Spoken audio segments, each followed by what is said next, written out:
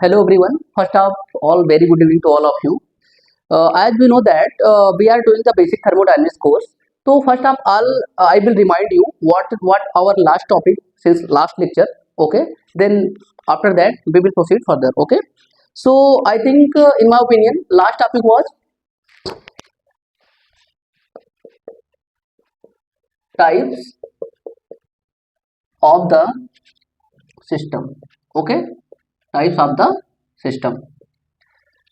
So in last lecture we have seen there are the three system. One is open, another one is closed, and third one is isolated system. Okay, first I will remind you, after that we will proceed. Okay, so first one is closed system. Okay, what is closed system? In closed system, already I told you there is no mass, transfer, only energy transfer takes place. Only energy transfer takes place. Okay, example, piston cylinder arrangement.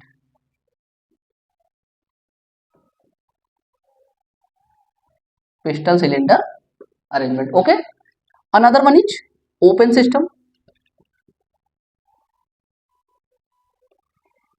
Open system. Okay, in open system mass transfer can take place as well as energy transfer can take place. Okay, energy transfer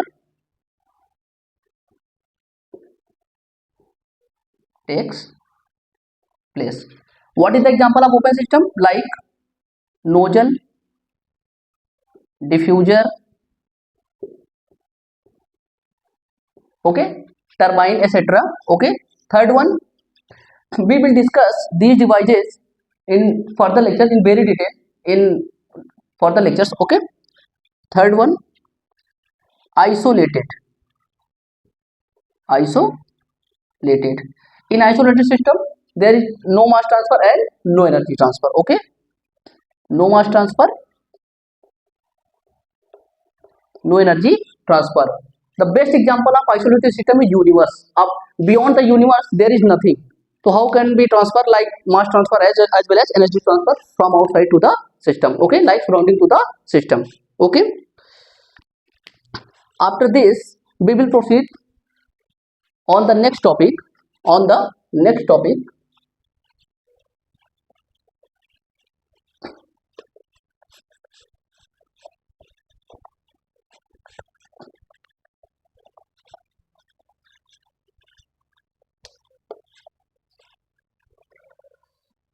today our next topic is properties of the system. Okay, what properties of the system?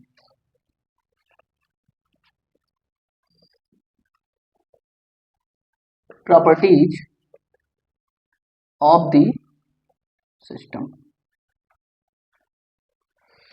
What do you mean by properties of the system? Means characteristics of the system. Okay, characteristics of the characteristics of the system. Okay, of the system.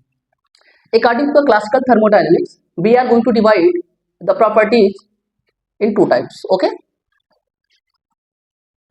one is intensive property, one is, and another one is extensive property, and another one is extensive property. Okay, extensive property. First we will discuss basic on the property, then we will define very depth. First one is intensive and another one is extensive property. Okay, example, if we have a container. Okay, we have a container. Okay, तो यहाँ पर मेरे कहने का sense properties जो हम define कर रहे हैं क्या है, कैरेक्टरिस्टिक्स ऑफ द सिस्टम है. ओके, तो एग्जांपल में क्या रहेगा, एग्जांपल में मान के चलिए जैसे pressure, temperature,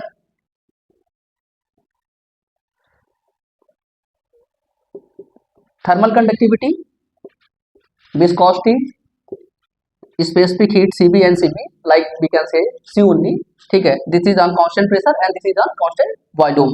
Okay, so here we have a container. Okay, here like pressure is one property, temperature,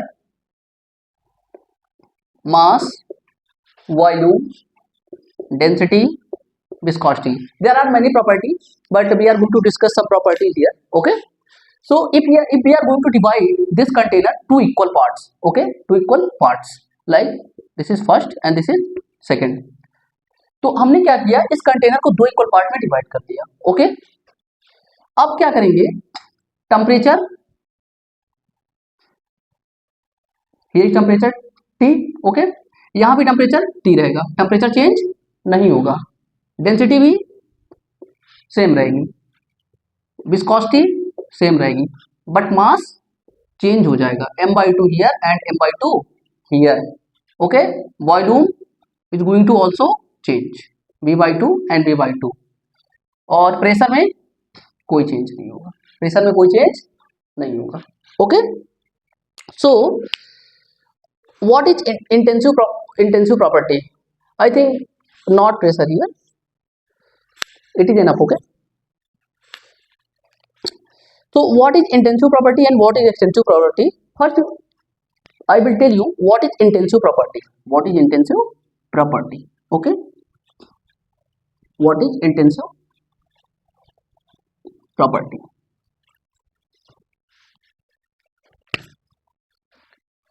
Intensive property is that property which does not depend on size of the system or mass. Okay, independent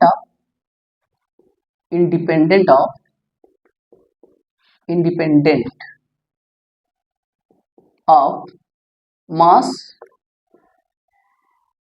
as well as size, or we can say size or extent of the system, or extent of the system. Okay, for example, density, correct, viscosity. Okay, so in note, all specific properties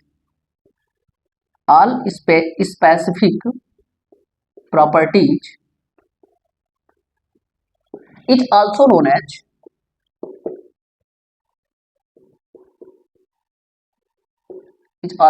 known as intensive property. Okay, is also known as intensive property. Like specific property is what do you mean by specific property? Specific means per unit mass. Okay, like we can write H is equal to capital H by M. Okay, here is small h, this is capital H. Okay, this is specific enthalpy.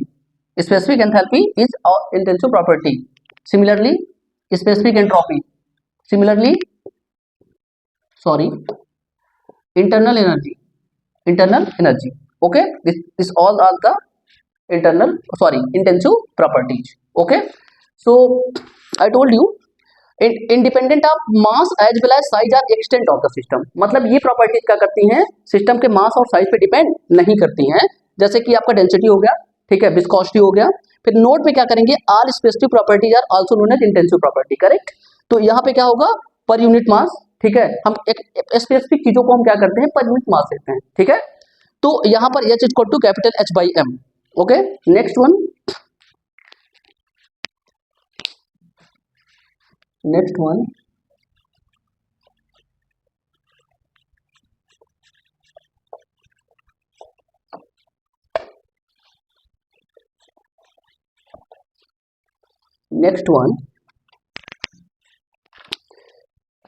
one, second number, ratio of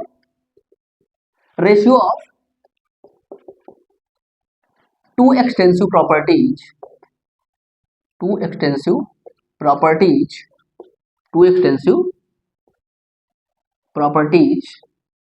is also known as known as intensive property. Intensive property. Okay. Property. Correct. Example like example here like internal energy, specific internal energy. Okay. Capital M by capital S by small m. Okay. Internal energy is extensive property. I will tell you further. Okay. Extensive property. Okay. Mass extensive property. Extensive property. तो ratio दो चीजों का मतलब मेरे कहने का sense है कि दो चीजों का रेशियो, ठीक है, जो दो चीज एक्सटेंसिव होकर डिवाइड होंगी एक दूसरे के साथ, क्या देंगी? इंटेंसिव प्रॉपर्टी देंगी। क्या देंगी? Intensive property. करेक्ट। तो इतना था हमारे इंटेंसिव प्रॉपर्टी के बारे में कि मतलब हमने आपको क्या क्या बताया। हमने कहा कि इंटेंसिव प्रॉपर्टी वो प्रॉपर्टीज होती है जो सिस्टम के साइज और मास पे डिपेंड या एक्सटेंट पे डिपेंड नहीं करती हैं। ठीक है। ऑल स्पेसिफिक प्रॉपर्टी किसमें आती है? इंटेंसिव प्रॉपर्टी में आती है। ओके। और अगर हम टू एक्सटेंसिव प्रॉपर्टीज का रेशियो ले लेंगे तो क्या होगा? इंटेंसिव प्रॉपर्टी होगा। अब हम क्या देखेंगे? Extensive property. Okay.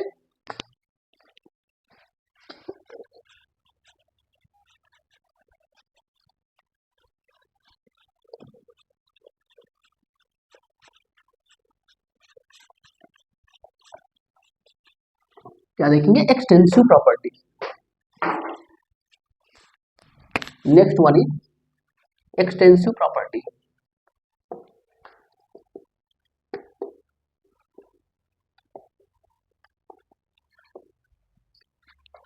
Dependent on, simply dependent on mass as well as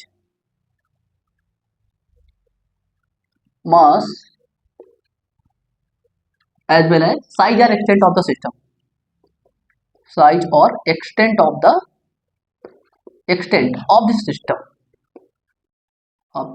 system. Okay. Example: entropy. Entropy को अगर बहुत डेप्थ में देखेंगे, very important in thermodynamics. Okay. Enthalpy, internal energy, internal energy. Okay. Note करके लिखेंगे in note, very very important. In my opinion all form of energy is also known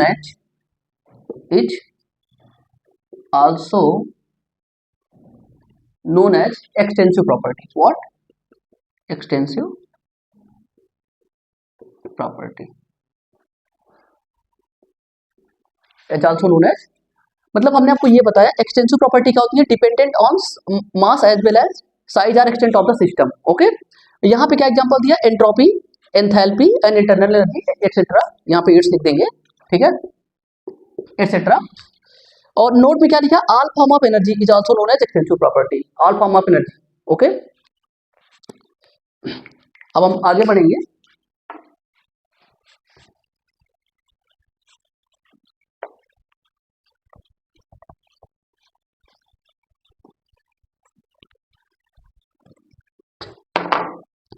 और दो चीजें और देखेंगे, what is independent properties and what is dependent properties. Okay. तो first we will see what is independent properties. What is independent properties? What is independent properties? Okay. What is independent properties?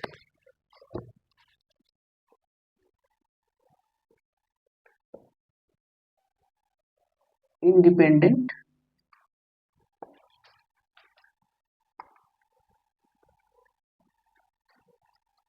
properties.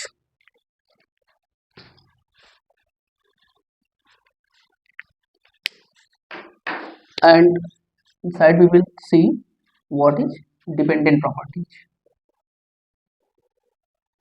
Dependent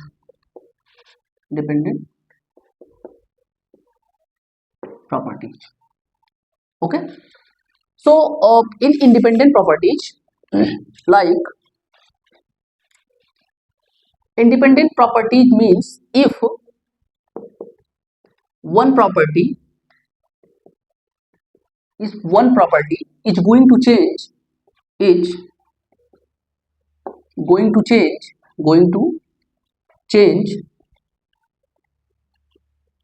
one property is going to change, then other one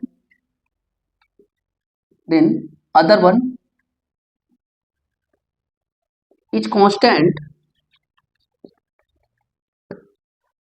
at the time of change. Okay,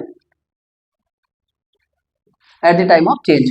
मतलब मेरे कहने का मतलब ये हो गया, independent properties वो properties होती हैं जैसे कि अगर कोई एक प्रॉपर्टी चेंज हो रही है तो दूसरी प्रॉपर्टी उस टाइम में क्या रहेगी, अपने आप में कांस्टेंट रहेगी, there is no variation at there. Okay, but in dependent properties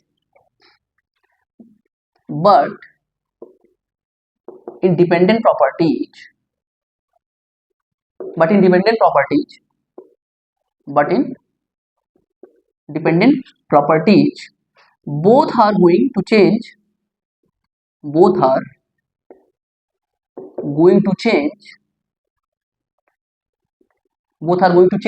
respect to each other,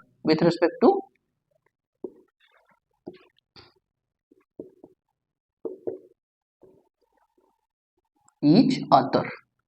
For example, that's very important. For ideal gas we know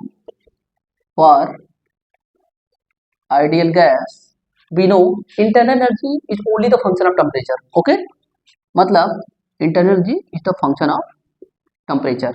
means अगर टेम्परेचर चेंज हो रहा है, इंक्रीज कर रहा है, तो इंटरनल एनर्जी साथ में क्या होगा, इंक्रीज करेगा। मतलब डिपेंडेंट प्रॉपर्टीज आपको ये बताती हैं कि क्या होगा, जब एक प्रॉपर्टी चेंज होगी तो उसके साथ में दूसरी प्रॉपर्टी भी चेंज होगी। सबसे बेस्ट एग्जांपल है आइडियल गैस के लिए इंटरनल एनर्जी जिसका फंक्शन होता है ओनली टेम्परेचर का फंक्शन होता है। अगर टेम्परेचर में वेरिएशन होगा तो इंटरनल एनर्जी में भी वेरिएशन होगा।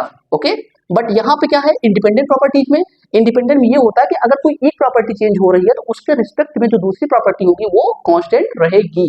इसको मैं आपको बेस्ट एग्जांपल के साथ समझाता हूँ।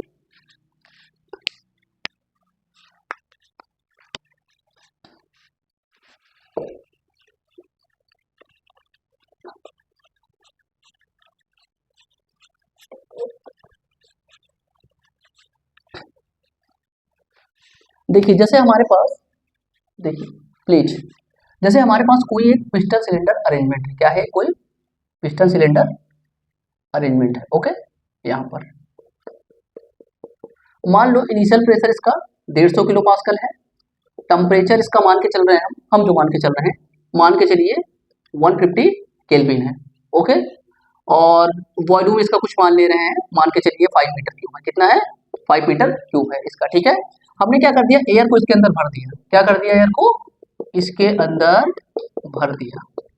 ठीक है, अब यहाँ पर क्या होगा कि मैं नीचे से इसको हीट प्रोवाइड कर रहा हूँ। क्या दे रहा हूँ, heat is a form of energy. मतलब हम इसको क्या कर रहे हैं, एनर्जी ट्रांसफर कर रहे हैं। क्या कर रहे हैं, जब हम इसमें हीट को प्रोवाइड करेंगे तो इसके अंदर जो एयर के मॉलिक्यूल्स हैं वो एक दूसरे के साथ क्या करेंगे, कोलिजन करेंगे inside the piston cylinder arrangement. Okay, तो with respect to collision the kinetic energy of the molecules going to increase. Okay, because temperature inside your container is going to increase. Okay, because you are continuously providing heat, so temperature going to increase. So with respect to temperature going to increase and kinetic energy going to increase, this piston is moving upward. Okay, moving upward. Here pressure remains constant. Only the variation takes place in volume. Volume going to change. Volume going to change. Okay, तो मतलब यहाँ पे क्या हुआ, जब हमने इसको heat दे दिया तो ये जो पिस्टन है ये ऊपर की डायरेक्शन में जा रहा है। ठीक है, मतलब इसको हमने हीट दे दिया, उसके बाद प्रेशर में कोई वेरिएशन नहीं है, टेम्परेचर यहाँ पे क्या हो गया, बढ़ गया। टेम्परेचर क्या हो गया, बढ़ गया। प्रेशर यहाँ पे क्या है, कांस्टेंट है, ओनली टेम्परेचर बढ़ गया और वॉल्यूम चेंज हो गया।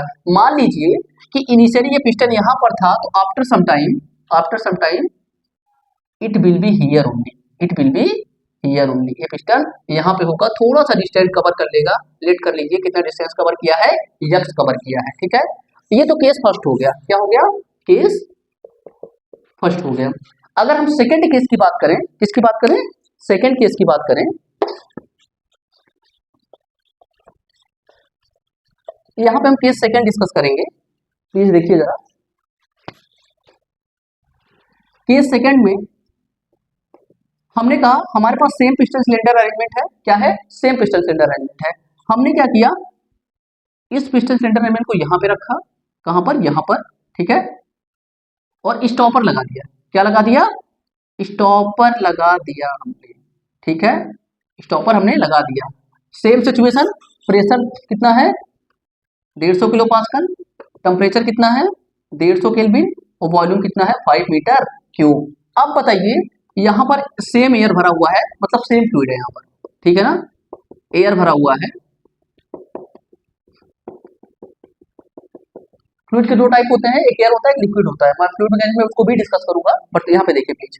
अब मैंने क्या कर दिया, इसको हीट प्रोवाइड कर दी। क्या कर दिया? हीट प्रोवाइड कर दिया। अब इस टॉपर की वजह से ये पिस्टन मूव नहीं कर पाएगा। There is no movement inside the, sorry, to the piston here. Okay, तो वॉल्यूम यहाँ पे कांस्टेंट रहेगा, केवल क्या चेंज होगा? टेम्परेचर, और उसके रिस्पेक्ट में क्या चेंज होगा? प्रेशर चेंज होगा।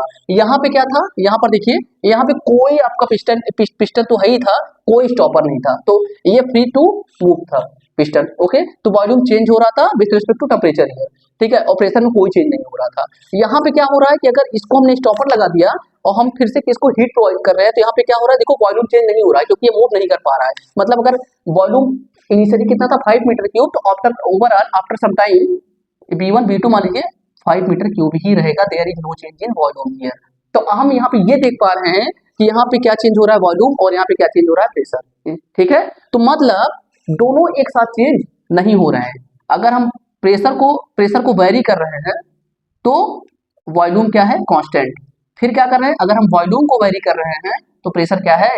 कांस्टेंट। इसका मतलब क्या हो गया? कभी आपको थोड़ी देर पहले मैं बता चुका हूं कि इंडिपेंडेंट प्रॉपर्टीज क्या होती हैं। अगर हम एक को फिक्स करके दूसरे को वेरी करते हैं तो वहां पे इंडिपेंडेंट प्रॉपर्टीज आती हैं। मतलब कोई एक प्रॉपर्टी वेरी होगी और दूसरी प्रॉपर्टी उसके रिस्पेक्ट में कांस्टेंट रहेगी। करेक्ट? मेरे हिसाब से समझ में आ गया होगा, ठीक है ना। अब हम आगे बढ़ते हैं, ठीक है। एक बार आप लोग सही से देख लीजिए, यहाँ पे देखिए, ये विथआउट पिस्टन है, ये विथ पिस्टन है। यहाँ पे वॉल्यूम कांस्टेंट होगा, यहाँ पे वॉल्यूम वेरी करेगा। यहाँ पे प्रेशर कांस्टेंट होगा और यहाँ पे प्रेशर वेरी करेगा। With respect to pressure volume constant रहेगा। मतलब दोनों एक साथ वेरी नहीं कर रहे हैं। प्रेशर वॉल्यूम अगर हम देखें टू इंडिपेंडेंट प्रॉपर्टीज, तो यहाँ पे वेरी नहीं कर रही है। यहाँ पे एक चीज वेरी कर रहा है तो एक चीज कांस्टेंट है। इसका मतलब है कि इंडिपेंडेंट प्रॉपर्टी है। करेक्ट? अब हम क्या करेंगे? अब हम आगे बढ़ेंगे।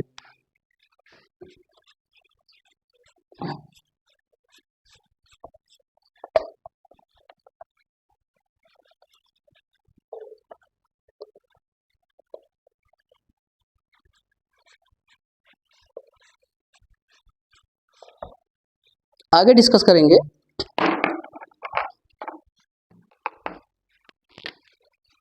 Next concept, degree of freedom.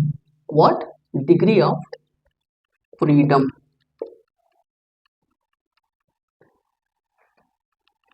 इसको हम डिटेल में देखेंगे प्रॉपर्टीज ऑफ प्योर सब्सटेंसेस में। ओके, बट यहाँ पे थोड़ा सा डिस्कस करेंगे what is the degree of freedom. Degree of freedom आपका कहता है minimum number of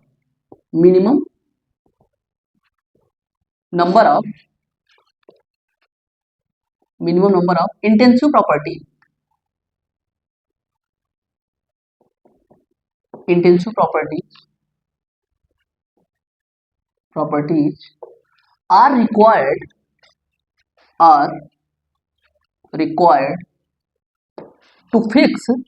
are required to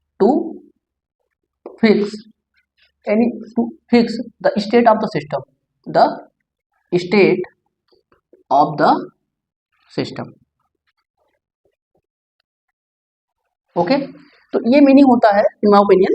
और डिग्री ऑफ फ्रीडम क्या है? Minimum number of intensive properties are required to fix the state of the system. Correct? आगे बढ़ेंगे, सबसे important parameter देखेंगे what is the state of the system. What is the next heading, what is the state of the system. State of the system. What do mean by the state of the system? State of the system means ये हो गया कि what is your position at that time. Okay, मतलब मेरे कहने का मतलब, अगर मैं अपने रूम में अगर ये लेक्चर बना रहा हूँ, ये वीडियो रिकॉर्ड कर रहा हूँ, तो ये मेरी पोजीशन है इस समय मेरे रूम में, इस करंट टाइम पर, मतलब इस करंट टाइम पे, लाइक अभी अभी की। तो मतलब स्टेट का ये मतलब होता है कि किसी चीज का पोजीशन उस टाइम पर क्या है। मतलब इसको हम लिख सकते हैं विथ रिस्पेक्ट टू पोजीशन। नहीं, ये लिखना ठीक नहीं होगा मेरे हिसाब से। इसको लिख सकते हैं मतलब state of the system means ये हो गया कि observing position at that time, observing position at that time. Okay, ये इसका मतलब हो गया। इसके बाद हम देखेंगे चेंज इन स्टेट।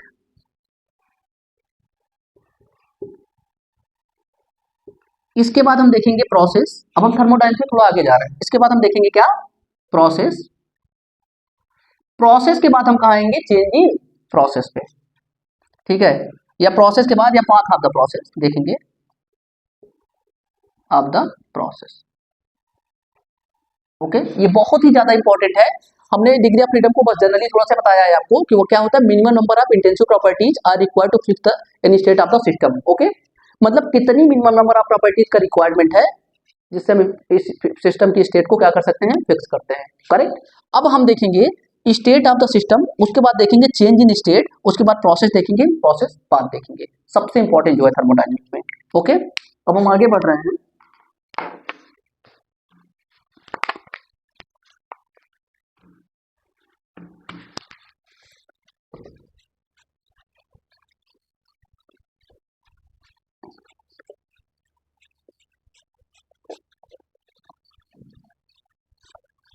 सबसे पहले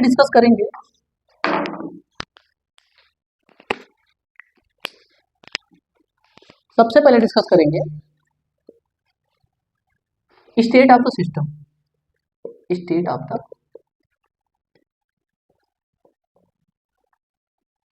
system. Okay, state of the system का मतलब हमने क्या बताया, position of any object at that time. Okay, उस समय उस ऑब्जेक्ट की क्या पोजीशन है वो क्या बताता है, स्टेट ऑफ द सिस्टम। मतलब अगर मैं आपको एग्जांपल से समझाऊं तो यहाँ पे देखिए जरा, मान लीजिए हमारे पास क्या है, पिस्टन सिलेंडर अरेंजमेंट। ठीक है, ये क्या है, पिस्टन सिलेंडर अरेंजमेंट। पूरे थर्मोडायनामिक्स में आपको पिस्टन सिलेंडर अरेंजमेंट ही देखना है। ये बहुत ही ज्यादा इंपॉर्टेंट है, जब तक हम लोग फर्स्ट लॉ कवर नहीं कर देंगे। ठीक है, यही देखना है आपको। फिर हमने क्या कहा, इस समय अगर मान लीजिए इसमें एयर एज आइडियल गैस भरी हुई है, मैंने ये बताया आपको क्या भरा है, एयर एज आइडियल गैस। ठीक है ना, क्या लिया जाता है इसको, आइडियल गैस माना जाता है थर्मोडायनामिक्स में एयर को। ठीक है, हमने कहा करंटली हमारा जो P1 है मान लीजिए 100 किलो पास्कल है। ठीक है ना, एयर का जो प्रेशर है, करेक्ट। और उसके बाद टेम्परेचर यहाँ पे कितना है, मान के चलिए 100 केल्विन मैंने मान के चलिए। ठीक है, वॉल्यूम हम नहीं लेके चल रहे हैं। ठीक है, अभी जस्ट आपको हम समझा रहे हैं। ये सिलेंडर है आपका। ठीक है, यहाँ पे क्या है, सिलेंडर। ये क्या है आपका, पिस्टन है। क्या ये पिस्टन है। तो हमने क्या बताया, स्टेट ऑफ द सिस्टम में हम ये चीज देखते हैं कि उसमें पोजीशन, ऑब्जेक्ट का क्या पोजीशन है। तो अगर करंट टाइम में देखा जाए, अगर मैं इसको टाइम के रिस्पेक्ट में लेके चलूं, t बराबर 0 समय पे, तो इसकी पोजीशन ये है स्टेट 1 पर। कहां पे, स्टेट 1 पे। इसको लिखेंगे हम स्टेट 1। ठीक है, कहां पर है, स्टेट 1 पर है। ओके, स्टेट 1 पर है। अब हम क्या करेंगे, अभी हम देखते हैं स्टेट ऑफ द सिस्टम, फिर हम देखेंगे चेंज इन स्टेट। क्या देखेंगे, चेंज इन स्टेट। अब चेंज इन स्टेट का मतलब ये हो गया कि प्रॉपर्टी में चेंज होने वाला है। मतलब जब तक प्रॉपर्टी चेंज नहीं होगी तब तक स्टेट में कोई चेंज नहीं आएगा। अब जरा देखिए, अब यहां से हम आपको लेके जा रहे हैं स्टेट 2 पर। कहां लेके जा रहे हैं, स्टेट 2 पर। इसके पहले अभी मैं आपको यही समझा रहा था कि what is independent property, what is dependent property. अब यहां देखिए, अगर मान के चलिए मैंने आपके स्टेट फर्स्ट में लेट कर लीजिए कि इसको मैंने क्या कर दिया, थोड़ी हीट दे दी। ठीक है, सिस्टम को थोड़ी heat they the from surrounding से थोड़ी हीट दे दी। अब आप मुझे ये बताइए, जरा बता दीजिए प्लीज, अगर इस पे स्टॉपर नहीं लगे हुए हैं, तो अगर मान लीजिए जनरल इसका कोई वॉल्यूम है, कुछ भी मान लीजिए, तो जब हम इसको हीट देंगे तो वॉल्यूम में चेंज होगा। मतलब प्रॉपर्टी चेंज हो रही है, वो चाहे वॉल्यूम चेंज हो रहा हो, चाहे प्रेशर, चाहे टेम्परेचर चेंज हो रहा हो। अगर इंडिपेंडेंट है तो एक चेंज होगा, दूसरा कांस्टेंट रहेगा, और डिपेंडेंट है तो दोनों एक साथ चेंज हो जाएंगे। ठीक है, तो मैंने क्या कहा, मैंने ये कहा इसको स्टेट 2 पे लेके आते हैं। कहां लेके आते हैं, स्टेट 2 पे। फिर से यही बनाया मैंने, क्या किया, फिर से मैंने यही बना दिया। ठीक है, अब हमने क्या कहा, हमने कहा प्रेशर को हम उतना ही मान के चल रहे हैं, कितना, 100 किलो पास्कल मान के चल रहे हैं। अब हमने कहा जब हमने इसको हीट दिया, क्या दिया, इसको हीट दिया यहाँ से, तो टेम्परेचर लेट कर लिए 200, मान लीजिए 150 केल्विन हो गया, ठीक है ना, क्योंकि हम जानते हैं कि क्यू इक्वल टू क्या होता है, mc डेल्टा टी, ठीक है, temperature oh heat transfer directly proportional to temperature, correct, due to temperature difference heat transfer can take place, okay. तो ये बढ़ गया हमारा, मतलब अब हमको जरा ये बताइए, यहाँ पे वॉल्यूम भी कुछ भी था, जब हमने इसको हीट दिया तो ये पिस्टन ऊपर की तरफ चला गया, मतलब वॉल्यूम में चेंज हो गया, तो यहाँ पे वॉल्यूम इक्वल टू चेंज हो गया, क्या हो गया, चेंज हो गया। अब जरा हमको ये बताइए कि ये स्टेट ऑफ द सिस्टम हम समझ चुके हैं, ये स्टेट 1 थी, इसको हमने बिल्कुल छेड़छाड़ नहीं की, ये t बराबर 0 टाइम पे था, मान के चलिए इस प्रोसेस को चलते चलते कितना लग गया, t बराबर 5 सेकंड लग गया, 5 सेकंड बाद आपके स्टेट वो सॉरी ऑब्जेक्ट की या जो आपने वो लिया है, क्या बोलते हैं, सिस्टम लिया, उसकी स्थिति क्या है देखिए, ठीक है, t बराबर 0 पे कोई चेंज नहीं था, जैसे हमने इसको हीट प्रोवाइड कर दी, इसके अंदर एयर भरी हुई है, क्या भरा हुआ है इसके अंदर, air as a ideal gas भरा हुआ है इसके अंदर, ठीक है ना। अब इसकी स्थिति देखिए, वॉल्यूम में चेंज हो चुका है, मतलब state of the system initial state होता है, ठीक है, चेंज इन स्टेट क्या होता है, जब प्रॉपर्टी चेंज हो जाती है, इतना क्लियर हो गया। अब हम कहाँ आएंगे, प्रोसेस पे आएंगे, ठीक है ना, उसके बाद कहाँ आएंगे, पाथ ऑफ प्रोसेस, ठीक है। अब प्रोसेस क्या होता है वो देखेंगे, ठीक है। ये बताइए, यहीं पे देख लेते हैं, जरा हमको ये बताइए, अगर हम मान के चलते हैं एक्स वाई कोई दो प्रॉपर्टी है, क्या है, एक्स वाई कोई दो प्रॉपर्टी है, इस पे कोई दो पॉइंट ले लेते हैं, कितने point, one point is here and another one is here, okay. हम कह रहे हैं अगर मान के चलिए कोई प्रॉपर्टी यहाँ पे x1 है, तो उसके रिस्पेक्ट में जो चेंज इस पे आएगा वो कितना आएगा, y1 आएगा, ठीक है। अगर कोई प्रॉपर्टी यहाँ पे x2 है, तो उसके रिस्पेक्ट में जो चेंज इसमें आएगा वो कितना आएगा, y2 आएगा कि नहीं आएगा, x1 के रिस्पेक्ट में y1 आएगा, x2 के रिस्पेक्ट में y पोजीशन पे y आएगा। हमने लेट किया है, मैं कुछ कह नहीं रहा हूँ, मतलब मैं ये बोल रहा हूँ कि मैंने मान लिया कि x कोई प्रॉपर्टी है और यहाँ पे y कोई प्रॉपर्टी है, ठीक है। अब हम क्या कह रहे हैं, ये हमारा स्टेट 1 है, जरा ध्यान से समझिएगा, ये क्या है, स्टेट 1 है, ध्यान से समझिएगा, आपको समझ में आ जाएगा। ये क्या है, स्टेट 2 है, ये क्या है, स्टेट 2 है। अब जरा आप हमको ये बता दीजिए कि अगर मैं, क्या चीज, अगर मैं स्टेट 1 से स्टेट 2 पे जाने तो हमारे पास कई तरीके हैं, ठीक है ना, ये ऐसे भी जा सकते हैं, ऐसे भी जा सकते हैं और ऐसे भी जा सकते हैं। अब जरा हमको ये बताइए, जब हम पोजीशन 1 पे थे तो हमारा स्टेट था केवल कि हमारा उस समय क्या प्रॉपर्टीज है, और प्रॉपर्टी में कोई वेरिएशन नहीं हो रहा था, मतलब स्टेट ऑफ द सिस्टम का मतलब प्रॉपर्टी में कोई वेरिएशन नहीं, सिर्फ मतलब इनिशियल स्टेट है वो। चेंज इन स्टेट का मतलब प्रॉपर्टी में क्या चेंज हो चुका, तभी तो हम 1 से 2 पे जा रहे हैं, मतलब ये चेंज इन क्या हो गया, स्टेट हो गया, करेक्ट, स्टेट 1 स्टेट 2। अब हम क्या कर रहे हैं, स्टेट 1 से स्टेट 2 जाने के हमारे पास तीन रास्ते मैंने यहाँ पे शो किए हैं, वैसे तो कितने होते हैं, इनफाइनाइट पाथ होते हैं, मतलब बहुत कई तरीके से हम जा सकते हैं, ठीक है, यहाँ से यहाँ तक, स्टेट 1 से स्टेट 2 तक, ठीक है। तो हमारे पास ये क्या हो गया, मान के चलिए ए हो गया, ये बी हो गया, ये सी हो गया, ठीक है। अब ये क्या है, जब हम 1 से 2 जा रहे हैं तो यहाँ पे हम लिखेंगे 1A2, ठीक है, ये क्या है, पॉथ है जिसको हम फॉलो करते हुए स्टेट 1 से स्टेट 2 पे पहुंचे। दूसरा क्या है, 1B2, तीसरा क्या है, 1C2, मतलब इन सब पाथ को फॉलो करते हुए हम स्टेट 1 से स्टेट 2 पे जा रहे हैं। तो मेरे कहने का मतलब क्या हो गया कि इसको थोड़ा हम रफ करेंगे, हम आपको समझा रहे हैं एक बार फिर से, जरा यहाँ पे देखते रहिए। मेरा मतलब ये हो गया, पहले मैंने स्टेट को डिफाइन किया, किसको डिफाइन किया, स्टेट को, ठीक है। आपको समझ में आ गया कि जब सबसे जो इनिशियल पोजीशन होती है, जो सब स्टार्ट भी नहीं होता, कुछ तो स्टेट होती है, मतलब पोजीशन। अब चेंज इन स्टेट क्या हो गया, चेंज इन स्टेट का मतलब, चेंज का मतलब ये होगा उसमें बदलाव हो गया प्रॉपर्टी में, ठीक है, क्या हो गया, प्रॉपर्टी में बदलाव, मतलब हम स्टेट 1 से स्टेट 2 पे चले गए। फिर हमने कहा प्रोसेस देखेंगे, हम क्या देखेंगे, प्रोसेस देखेंगे, फिर पाथ ऑफ प्रोसेस देखेंगे, ठीक है। तो ये हमारा प्रोसेस है, ठीक है ना, और ये पाथ है जहां हम स्टेट 1 से स्टेट 2 पे जा रहे हैं, ये सारी चीजें हैं इसमें, ठीक है। तो हमको, मुझे लगता है कि आपको क्लियर हो गया होगा स्टेट क्या है, चेंज इन स्टेट क्या है, प्रोसेस क्या है, पाथ ऑफ प्रोसेस क्या है, ठीक है। अगर इसमें भी कोई प्रॉब्लम होगी तो आप कमेंट सेक्शन में कमेंट कर सकते हैं, मैं आपको फिर से डिफाइन कर दूंगा, फिर से एक्सप्लेन कर दूंगा शॉर्ट में, ठीक है ना, मुझे लगता है इतना क्लियर है। ओके, अब हम लोग आगे बढ़ते हैं।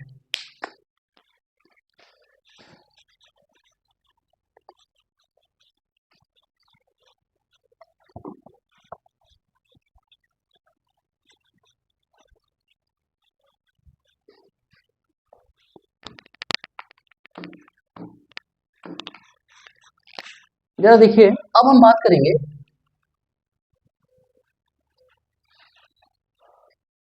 थर्मोडायनेमिक इक्विलिब्रियम की, किसकी बात करेंगे, थर्मोडायनेमिक इक्विलिब्रियम की।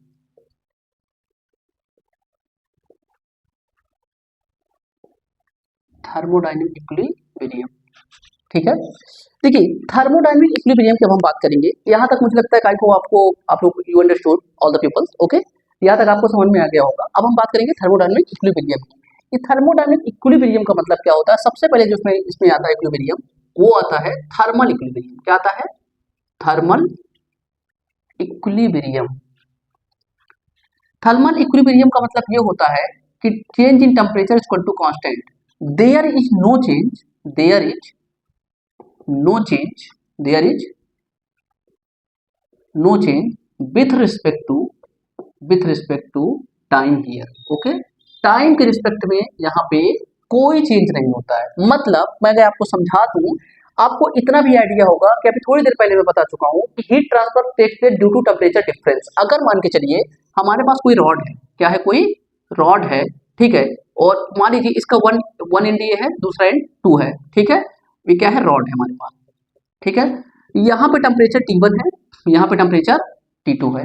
हम कह रहे हैं कि हमारा टेम्परेचर T1 से T1 T2 से ज्यादा है, तो मतलब हीट का transfer from left to right होगा। Heat is going to take place from left to right, correct. तो यहाँ से क्या होगा? हीट का ट्रांसफर ऐसे होगा, ठीक है, किसका ट्रांसफर? हीट का ट्रांसफर, करेक्ट। तो अब हमने आपको क्या बताया कि थर्मल इक्विलिब्रियम में टेम्परेचर में कोई चेंज नहीं होता, मतलब टेम्परेचर डिफरेंस कांस्टेंट होता है, कोई चेंज नहीं होता, सब जगह सेम टेम्परेचर होता है थ्रू आउट द सिस्टम, ठीक है। और हम लिख सकते हैं यहाँ पे and temperature remains same throughout the system. Okay, what? Throughout the system. Okay, मतलब there is no change in temperature with respect to time, temperature constant रहेगा एंड और through out the system same रहेगा। मैं एक example लेके आपको समझाता हूँ। मान के चलिए हमारे पास दो कंटेनर, कितने कंटेनर हैं? दो कंटेनर, ठीक है, और दोनों किससे भरे हैं? आइडियल गैस, मतलब एयर से भरे हैं। एयर से क्या है? भरे हैं दोनों, ठीक है। दोनों किससे भरे हैं? एयर से भरे हैं, ओके। ये भी एयर से भरा हुआ है, इसमें भी एयर भरा हुआ है, ठीक है। यहाँ पे मान के चलिए कई जगह टेम्परेचर मान लीजिए 42 डिग्री सेल्सियस है, कहीं पे टेम्परेचर 35 डिग्री सेल्सियस है, कहीं पे 27 डिग्री सेल्सियस है टेम्परेचर, तो यहाँ पे मान लीजिए 26 डिग्री सेल्सियस है टेम्परेचर, ओके। यहाँ पे मान लीजिए 20 डिग्री सेल्सियस है, यहाँ पे मान लीजिए 21 डिग्री सेल्सियस है, और मान लीजिए यहाँ पे 19 डिग्री सेल्सियस है। जरा आप हमको बताइए कि कहीं टेम्परेचर आपको सेम दिख रहा है? नहीं दिख रहा है, मतलब यहाँ पे heat transfer can take place, ठीक है, heat transfer not equal to zero. यहाँ पे हीट का ट्रांसफर हो सकता है क्योंकि 42 से 27 के बीच में टेम्परेचर डिफरेंस क्रिएट हो गया, 35 से 19 के बीच में क्रिएट हो गया, 20 से 21 के बीच में टेम्परेचर डिफरेंस क्रिएट हो गया। मतलब जहां पे टेम्परेचर डिफरेंस क्रिएट हो जाएगा वहां पे हीट का ट्रांसफर पॉसिबल है, करेक्ट। और इसमें हम कह रहे हैं, हम मान लें कि 42 हर जगह है, हर जगह 42 डिग्री सेल्सियस है, हर जगह 42 डिग्री सेल्सियस है। अब आप मुझे बताइए क्या हीट का ट्रांसफर यहाँ पे होगा? कहीं आपको टेम्परेचर डिफरेंस दिख रहा है? Temperature are same throughout the system, 42 is here, here also 42 and here also 42, okay, तो here इक्वल टू जीरो। तो ये आपका क्या है? थर्मल इक्विलिब्रियम है, मतलब ये कांस्टेंट होगा, there is no change in temperature और no change, oh sorry, there is no change in temperature होना चाहिए, यहाँ पे मैं भूल गया लिखने के लिए, I am really sorry. Temperature, temperature with respect to time and temperature remains same throughout the system, okay. अब नेक्स्ट इक्विलिब्रियम पे बढ़ेंगे हम, मैकेनिकल इक्विलिब्रियम पे। किस पे बढ़ेंगे? मैकेनिकल इक्विलिब्रियम पे।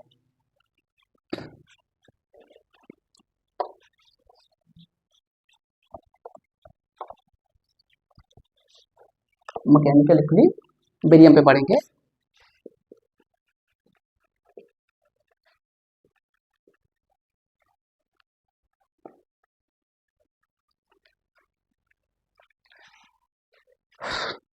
एक चीज आप जानते होंगे मुझे लगता है कि जो फ्लूइड मैकेनिक्स पढ़ेंगे तो वहां पे हम देखेंगे कि फ्लूइड फ्लो तभी पॉसिबल होता है जब प्रेशर डिफरेंस क्रिएट हो जाता है।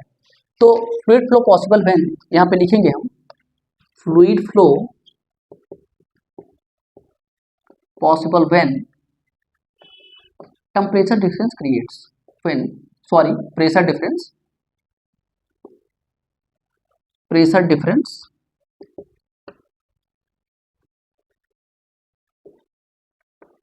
Creates, okay. तो आपका कोई पाइप है या कोई चीज है, उसमें फ्लूइड का फ्लो तभी पॉसिबल होगा जब दो पॉइंट के बीच में प्रेशर डिफरेंस क्या होगा, क्रिएट हो जाएगा, तभी फ्लूइड का फ्लो पॉसिबल होगा। ओके, तो यहाँ पे हमने क्या कहा, इन्होंने ये कहा कि यहाँ पे क्या होगा, प्रेशर डिफरेंस क्या होगा, कांस्टेंट होगा, कोई चेंज नहीं होगा प्रेशर, मतलब no change in pressure,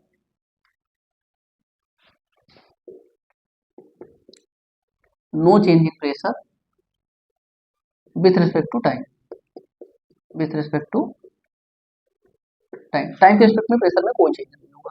correct, ये आपका क्या है, mechanical equilibrium. Correct, next one is, next one is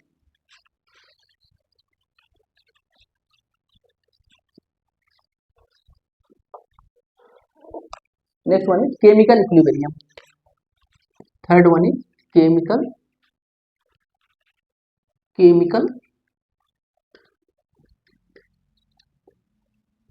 equilibrium.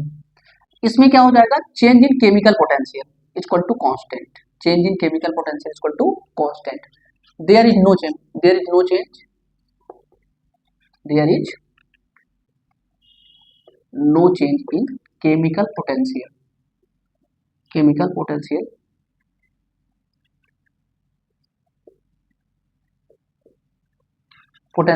with respect to time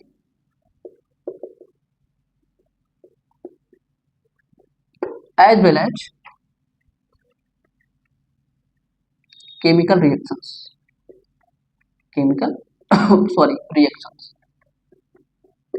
as well as chemical reactions, मतलब केमिकल इक्विलिब्रियम को क्या बोलता है, केमिकल पोटेंशियल में कोई चेंज नहीं होगा, टाइम के रिस्पेक्ट में भी नहीं होगा, और केमिकल रिएक्शन जब भी हो रही होगी उस टाइम भी केमिकल पोटेंशियल में कोई चेंज नहीं होगा, थ्रू आउट कांस्टेंट रहेगा सिस्टम में। ठीक है, अब नेक्स्ट आता है फेज इक्विलिब्रियम। क्या आता है, phase equilibrium. Next one is phase equilibrium.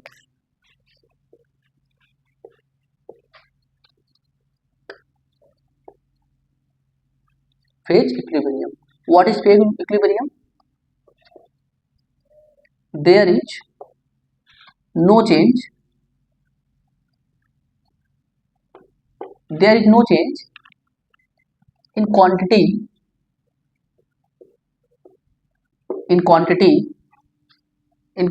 of material,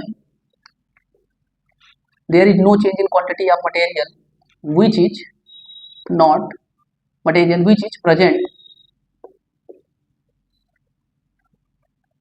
there is no change in quantity of material which is present in the system with respect to time. ठीक है, इसको हम एग्जांपल के साथ समझेंगे। मतलब देखिए, जैसे हमारे पास एक कंटेनर है, क्या है, ये क्या है, कंटेनर है हमारे पास। करेक्ट, इसको हम टू पार्ट में डिवाइड कर दे रहे हैं। ठीक है, यहाँ हमने क्या भर दिया, यहाँ हमने भर दिया वाटर। क्या भर दिया हमने, यहाँ हमने क्या भर दिया, ये मास ऑफ वाटर हो गया, मास ऑफ वाटर मतलब सफिक्स में मैंने W लिख रखा है। ठीक है, ये मास ऑफ वाटर हो गया। ऊपर क्या हो जाएगा, ऊपर मान लीजिए हमने रख दिया वेपर रख दिया, क्या रख दिया, वेपर रख दिया। मैं फेज की बात कर रहा हूँ, इसीलिए मुझे दो अलग अलग लिक्विड लेना पड़ रहा है यहाँ पर। तो एक हो जाएगा वाटर, दूसरा क्या हो जाएगा, वेपर। ठीक है, अब यहाँ पे मास ऑफ वाटर हो गया और यहाँ पे क्या हो जाएगा, मास ऑफ वेपर। मतलब यहाँ पे ये कहना चाहते हैं कि देखो, फेज इक्विलिब्रियम में क्या होता है कि मास ऑफ वेपर जितना है वो उतना ही रहेगा, उसकी क्वांटिटी चेंज नहीं होने वाली है, और मास ऑफ वाटर जितना है वो उतना ही रहेगा, उसकी क्वांटिटी सेम रहेगी through out the process in the system. Okay, तो फेज इक्विलिब्रियम हमको ये बताता है कि कोई चेंज नहीं होगा मटेरियल जो भी इसके अंदर प्रेजेंट होगा। ठीक है, वो चाहे वेपर हो चाहे वाटर हो, मास के फॉर्म में, मतलब in by mass not by weight. Okay, तो मुझे लगता है इतना क्लियर है आपको। अब हम थोड़ा सा और आगे बढ़ेंगे।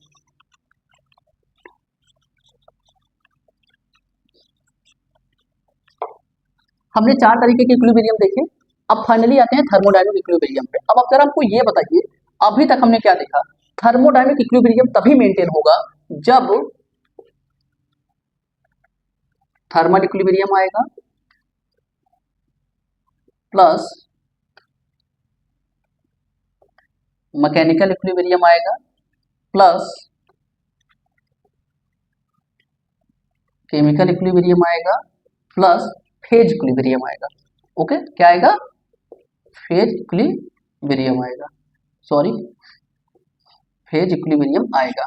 तो मेरे कहने का मतलब ये है कि तभी कोई चीज थर्मोडायनेमिक इक्विलिब्रियम में होगी जब वो इन चारों को फॉलो करेगी। मतलब थर्मल इक्विलिब्रियम में होगी, मैकेनिकल में होगी, केमिकल और फेज, ये चारों इक्विलिब्रियम सेटिस्फाई करेंगे।